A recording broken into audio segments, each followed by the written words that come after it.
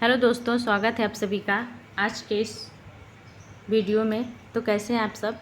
उम्मीद करते हैं आप सभी स्वस्थ होंगे। तो आज के इस वीडियो में हम लोग पढ़ेंगे माहेश्वर सूत्र। माहेश्वर सूत्र कुल 14 होते हैं। ऐसा माना जाता है कि पाणिनि की आराधना से प्रसन्न होकर भगवान शिव ने अपना डमरू 14 बार बजाया और उससे जो ध्वनियाँ निकली उसे माहेश्वर सूत्र का नाम दिया गया। माहेश्वर सूत्र के रूप में उसे व्यवस्थित किया गया। तो माहेश्वर सूत्र कुल 14 होते हैं। महर्षि पाणिनि की जो रचना अष्टाध्यायी है, इसके बारे में थोड़ी सी जानकारी हम लोग ले लेते हैं। तो महर्षि पाणिनि द्वारा रचित संस्कृत व्याकरण अष्टाध्यायी से माहेश्वर सूत्र लिया गया है। अष्टाध्यायी शब्द जो है, इसको अगर हम लोग तोड़ें तो इसको समझ में आ जाता है कि अष्ट मतलब 8 अध्याय। इसमें 8 अध्याय हैं जिसे हम अष्टक भी कहते हैं। ये सूत्र शैली में लिखी गई है। स्वर सिद्धांत चंद्रिका के अनुसार इसमें 3995 सूत्र हैं, लगभग 4000 के करीब सूत्र हैं। ये पूरी की पूरी अष्टाध्यायी सूत्र शैली में लिखी गई है। अष्टाध्यायी में कुल 8 अध्याय हैं। प्रत्येक अध्याय में 4 पाद होते हैं। तो 8 अध्याय हो गए, प्रत्येक अध्याय में 4 पाद हैं, तो 8 अध्याय हो गए। तो संपूर्ण अष्टाध्यायी में कुल 32 पाद हो गए। अष्टाध्यायी का प्रथम सूत्र वृद्धिरादेश होता है और इसका अंतिम सूत्र अ होता है। इस माहेश्वर सूत्र को शिव सूत्र, प्रत्याहार सूत्र, पाणिनि सूत्र भी कहते हैं। कुल माहेश्वर सूत्र 14 होते हैं। इसको पढ़ लेते हैं, फिर इसके विषय में जानकारी हम लोग थोड़ा सा देखेंगे। अ ई ऊड़ पहला माहेश्वर सूत्र अ ई ऊड़। ये ड़ है, ड़ पे हलंत है। अयुड़ पहला हो गया माहेश्वर सूत्र। दूसरा हो गया रील रिक। तीसरा हो गया ए ओंग। चौथा हो गया ऐ औ च। पांचवा है ह य व र ट। छठा है ल ड़। सातवां है ञ म ङ ड़ न म। आठवां है झ भ य।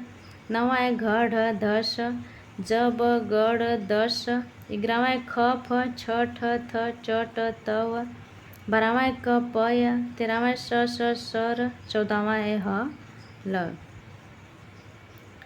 प्रथम के 4 माहेश्वर सूत्र के शुरू के 4 पहला, दूसरा, तीसरा और चौथा, इन चारों सूत्रों में सभी स्वर वर्णों को दर्शाया गया है।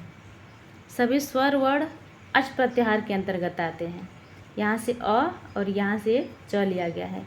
प्रत्येक सूत्र का जो अंतिम वर्ण है, जो अंतिम हलंत वर्ण है, संस्कृत व्याकरण में इसकी इत् संज्ञा होती है और जिसकी इत् संज्ञा होती है उसका लोप होता है। जैसा कि प्रत्याहार जब बनेगा, यहाँ से अ, यहाँ से ड़ लेंगे। अड़ प्रत्याहार के अंतर्गत अ ई उ इन्हीं तीनों की गिनती होगी। परिगणन में ड़ नहीं गिना जाता है। ड़ का प्रयोग मतलब जितने भी माहेश्वर सूत्र के अंतिम हलंत वर्ण हैं, प्रत्येक सूत्र का जो अंतिम हलंत वर्ण है, ये केवल प्रत्याहार सिद्धि के प्रयोग में आता है। केवल प्रत्याहारों की जब सिद्धि होती है तभी इसकी गिनती करी जाती है। प्रत्याहार कभी भी बनेगा तो लास्ट वाला जो अक्षर होगा, प्रत्याहार का जो लास्ट वाला, वो हलंत रहेगा। चाहे कहीं से भी ले सकते हैं, यहाँ से कहीं से भी। लेकिन शुरुआत का ये भी हो सकता है, ये भी हो सकता है, ये भी हो सकता है। जैसे हम यहाँ से ई क, इसका हलंत वाला क इसमें से लेंगे और यहाँ से इक। एक प्रत्याहार के अंतर्गत कौन कौन से वर्ड आएंगे? तो उसमें आपका ड़ नहीं आएगा, ई आएगा, उ आएगा, री आएगा, री आएगा। क की गिनती नहीं होगी, ना तो इस ड़ की गिनती होगी। प्रत्याहार बनाने में उसकी सिद्धि के लिए केवल हलंत वर्णों का प्रयोग किया जाता है, नहीं तो परिगणन में इस हलंत वर्ण का कोई प्रयोग नहीं होता है, कोई महत्व नहीं होता उसमें। तो इस तरह से तो हो गए ये 14 माहेश्वर सूत्र। अष्टाध्यायी के बारे में हम लोग पढ़ लिए, देख लिए इसे, और इसको देख लेते हैं। अच प्रत्याहार के अंतर्गत आपके सभी स्वर वर्ण आते हैं और हल। 5वां सूत्र जो है ह य व र ट, यहाँ से इस ह को लिया गया है।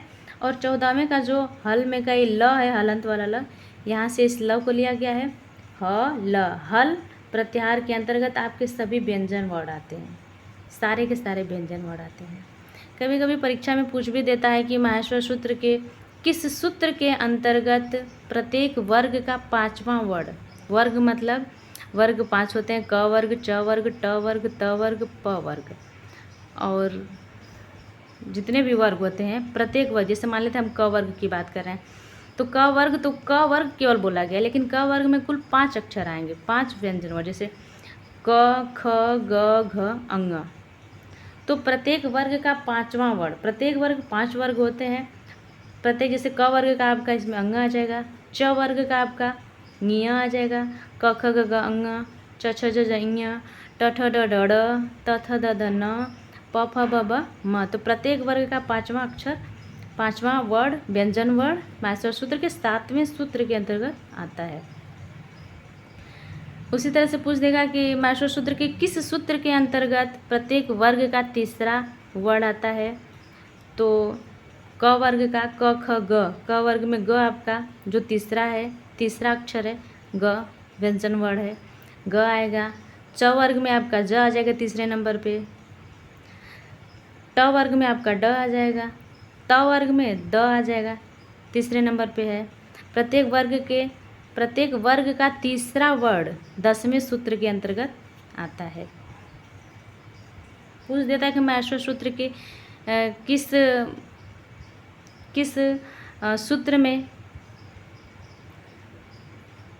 सूत्र में उसमें व्यंजन आते हैं, किस सूत्र में अंतस्थ व्यंजन आते हैं, प्रत्येक वर्ग का प्रथम वर्ण किस सूत्र के अंतर्गत आता है। तो इस तरह से बहुत सारे प्रश्न बन सकते हैं।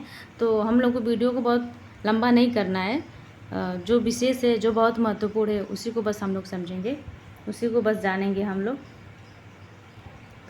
तो हमें लग रहा है कि लगभग हम लोग जो भी सामान्य जानकारी थी सब देख ली, सब पढ़ लिए। एक बार इसको हम पढ़ देते हैं, शायद पढ़ नहीं पाए, इसको तो एक बार पढ़ लेते हैं। महर्षि पाणिनि द्वारा रचित संस्कृत व्याकरण अष्टाध्यायी से माहेश्वर सूत्र लिया गया है। अष्टाध्यायी को अष्टक भी कहते हैं। ये सूत्र शैली में लिखा गया है। अष्टाध्यायी का प्रथम सूत्र वृद्धिरादेश है तथा अंतिम सूत्र अ है। माहेश्वर सूत्र को शिव सूत्र, प्रत्याहार सूत्र व पाणिनि सूत्र भी कहते हैं। माहेश्वर सूत्र के शुरू के 4 सूत्रों में अच प्रत्याहार के अंतर्गत सभी 9 स्वरों को दर्शाया गया है। शुरू के 4, पहला सूत्र, दूसरा, तीसरा, चौथा, यहाँ शुरू के 4 सूत्रों में अच प्रत्याहार के अंतर्गत सभी 9 स्वरों को दर्शाया गया है। माहेश्वर सूत्र के 5वें से लेकर 14वें सूत्र तक, ये जो हैं 10 सूत्र इधर जो हैं, इसके हल प्रत्याहार के अंतर्गत सभी व्यंजन वर्ण को दर्शाया गया है। ये भी हम लोग देख लिए थे। माहेश्वर सूत्र में प्रत्येक सूत्र का अंतिम वर्ण जो होता है, प्रत्येक सूत्र का अंतिम वर्ण इत संज्ञक होता है। इत संज्ञक का मतलब कि जो इत संज्ञक वर्ण होता है उसका लोप हो जाता है, परिगणन में उसकी गिनती नहीं होती। जैसे मान लीजिए कि अड़ प्रत्याहार को हम लोग लें तो अड़ प्रत्याहार में अ, ई, ओ ही आएगा, अड़ की गिनती उसमें नहीं होगी। केवल प्रत्याहार हलंत वर्ण जितने हैं, प्रत्येक सूत्र का जो हलंत वर्ण है अंतिम वाला, उसका प्रयोग केवल प्रत्याहार सिद्धि के लिए होता है, केवल प्रत्याहार बनाने में होता है। यहाँ पे लिखा भी है, और इसका प्रयोग प्रत्याहार बनाने में किया जाता है, जिसे इत संज्ञा कहते हैं, और इसका प्रयोग प्रत्याहार बनाने में किया जाता है। तो ये तो रहा माहेश्वर सूत्र, उसके विषय में कुछ सामान्य जानकारी। तो आज के इस वीडियो में बस इतना ही हम लोग पढ़ेंगे। अगर वीडियो अच्छी लगी हो तो प्लीज़ आप लोग चैनल को लाइक, सब्सक्राइब, शेयर जरूर करिएगा। आप लोग का बहुत बहुत धन्यवाद।